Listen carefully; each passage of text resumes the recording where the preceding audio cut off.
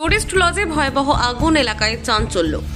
দক্ষিণ চব্বিশ পরগনার মৌসুমী দ্বীপে টুরিস্ট কটেজে ভয়াবহ আগুন। আজ বৃহস্পতিবার ভোরে একটি কটেজে হঠাৎ আগুন দেখতে পায় স্থানীয়রা। কিছু করার আগেই দাউ দাউ করে আগুন ছড়িয়ে পড়ে গোটা কটেজে।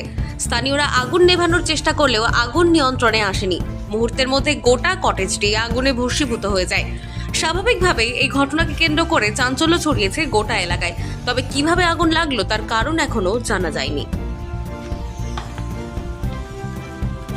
বলতে আমরা তো প্রায় 7:30 দিকে ছিলাম, প্রায় আজান টাইম মানে যেটা আছে 4:30 না 5:30 যে আজান হয় ওই টাইমটাতে আমি ভিতরে শুতে গেছিলাম, যেহেতু আমার লেট ছিল। এবার এই 5:30 থেকে 6টার ভেতর এই টাইমটাতে হয়তো আগুনটা, কারণ আমি লোকাল লোকের আওয়াজে আমার ঘুম ভেঙে গেছে যে আগুন ধরে গেছে।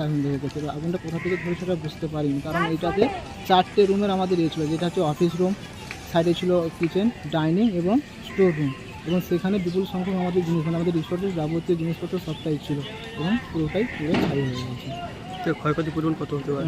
ক্ষয়ক্ষতি পরিমাণ বলতে বলতে পারি, যেখানে ফ্রিজ হোক বা আমাদের সমস্ত অফিসের যে ডকুমেন্টসের কম্পিউটার কাছ থেকে, কিচেন সাইডের সমস্ত জিনিস এবং ডাইনিং সাইডের জিনিস, সিসিটিভির কাছ থেকে হোক, এভরিথিং যে সমস্ত জিনিস, এবং স্টোর রুমে যে সমস্ত লাইট হোক বা আমাদের যে টেন্ট, গদি, গাদা, সমস্ত জিনিসটাই পুরো নষ্ট হয়ে গেছে।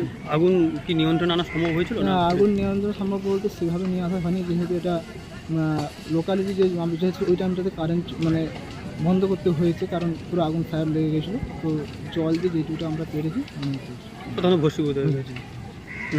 নাম সুরজিৎ দাস।